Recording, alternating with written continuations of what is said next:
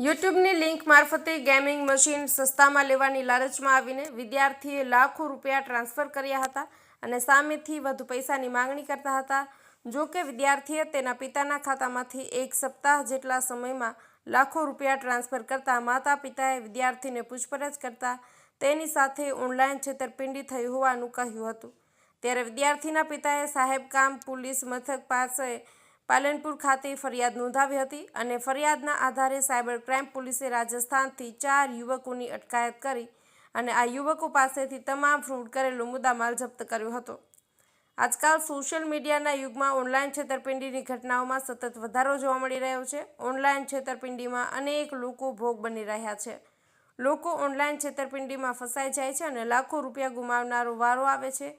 ત્યારે બનાસકાંઠાના ડીસામાં પણ એક વિદ્યાર્થી સાથે ઓનલાઈન છેતરપિંડી થઈ છે અને વિદ્યાર્થીએ ઓનલાઈન છેતરપિંડીમાં લાખો રૂપિયા ગુમાવ્યા હતા। છેતરપિંડીનો ભોગ બનતા લોકોને રોકી શકાય તે માટે સરકાર પણ અનેક પ્રયત્નો કરી રહ્યા છે। અનેક જાહેરાતોના માધ્યમથી લોકોને સાવચેત રહેવાની અપીલ પણ કરવામાં આવે છે। જો કે સરકારની જાહેરાત બાદ પણ લોકો લાલચમાં જતા હોય છે અને ભોગ બની જતા હોય છે। ત્યારે કંઈક આવો જ કિસ્સો બનાસકાંઠામાં પણ સામે આવ્યો છે। ડીસાના એક વિદ્યાર્થી સાથે 9.97 લાખની છેતરપિંડીની ઘટના સામે આવી છે। સમગ્ર ઘટના જોઈએ તો ડીસા ખાતે રહેતા આ વિદ્યાર્થીએ ઓનલાઈન ગેમિંગ મશીન લિંક મારફતે જાહેરાત જોઈ હતી। જે મશીન તેની કિંમત કરતાં સસ્તા આપવાની જાહેરાત હતી અને આ જાહેરાતને જોઈને આ વિદ્યાર્થીએ સસ્તામાં ગેમિંગ મશીન ખરીદવાની લાલચમાં માત્ર એક માસના અંતરે 9.97 લાખ રૂપિયા ટ્રાન્સફર કરાવી દીધા હતા। રાજસ્થાનના હનુમાનગઢમાં રહેતા આરોપીઓ કે જે ડીસાના વિદ્યાર્થી પાસેથી ગેમિંગ મશીન PS5 આપવાની વાત કરી અને અલગ અલગ સમયે પૈસા મંગાવ્યા હતા। જે યુવકોએ આ ઓનલાઈન સાયબર ક્રાઇમ કર્યું છે તેઓ પણ વિદ્યાર્થી છે અને રાજસ્થાનમાં હોસ્ટેલમાં રહીને અભ્યાસ કરે છે અને તેઓએ આ યુટ્યુબ લિંક મારફતે લોકો સાથે છેતરપિંડી કરવા માટે એક લિંક બનાવી હતી અને તેમાં તેમનો નંબર પણ આપ્યો હતો। આ લિંકમાં આ ડીસાના વિદ્યાર્થી ફસાયો હતો અને ગેમિંગ મશીન ખરીદવા લાલચમાં આરોપીએ આ વિદ્યાર્થીઓના ફોનના એક્સેસ મેળવી લીધા હતા।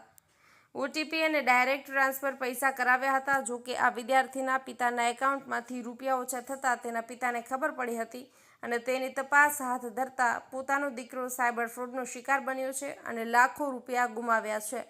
ત્યારે આ વિદ્યાર્થીના પિતાએ સાયબર પોલીસ મથકે ફરિયાદ દાખલ કરાવી હતી અને ત્યારબાદ પોલીસે ટેકનિક એનાલિસિસ અને હ્યુમન સોર્સને આધારે આરોપીઓના લોકેશન રાજસ્થાનના જયપુરમાં મળતા પોલીસે આ 4 આરોપીઓને ઝડપી પાડ્યા હતા।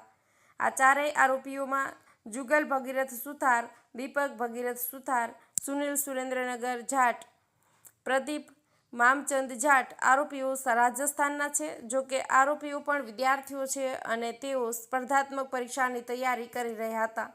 પૈસાની લાલચમાં આ પ્રકારની લિંક બનાવી અને છેતરપિંડી આચરતા હતા તેઓ પણ કાયદાની ચુંગલમાં ફસાઈ ગયા હતા।